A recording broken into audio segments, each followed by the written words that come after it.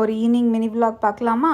இன்றைக்கி காலையிலேருந்து ஒரு நல்ல கேக் சாப்பிடணும் போல் இருந்துச்சு. ஆனால் வெளியே போய் வாங்கி சாப்பிட விருப்பம் இல்லை.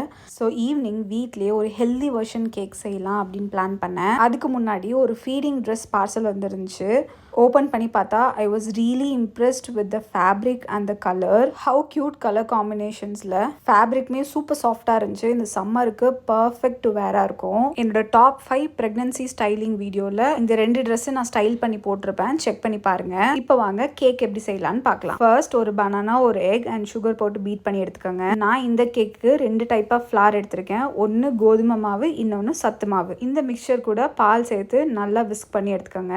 இது கூடவே கீ, ஒரு பிஞ்ச் சால்ட், ஒரு பிஞ்ச் பேக்கிங் சோடா போட்டு இந்த மாதிரி கன்சிஸ்டன்சிக்கு நல்லா பீட் பண்ணி எடுத்துக்கலாம். அதுக்கப்புறம் ஒரு 3 குட்டி குட்டி கப்ஸில் நெய் போட்டு தேய்ச்சிட்டு அதில் இந்த பேட்டர் ஊற்றி செட் பண்ணிடலாம். மேலே டாப்பிங்ஸ்க்கு நான் நட்ஸ் அண்ட் சாக்லேட்ஸ் தான் இதில் யூஸ் பண்ணியிருக்கேன். 180 டிகிரி ப்ரீ ஹீட்டட் அவன்லேயோ இல்லை ஏர் ஃப்ரையர்லேயோ ஒரு 25 மினிட்ஸ்க்கு 180 டிகிரிக்கு பேக் பண்ணி எடுத்துக்கலாம். உண்மையாகவே த simplest and most tastiest banana cake வீட்டிலே செய்யறதுக்கு இது ரெசிபி ரொம்ப பர்ஃபெக்டாக இருக்கும். நல்ல சாஃப்டாக ப்ரெக்னென்சி கிரேவிங்கை சாட்டிஸ்ஃபை பண்ணுறதுக்கு ஒரு பெஸ்ட் ஆப்ஷன்.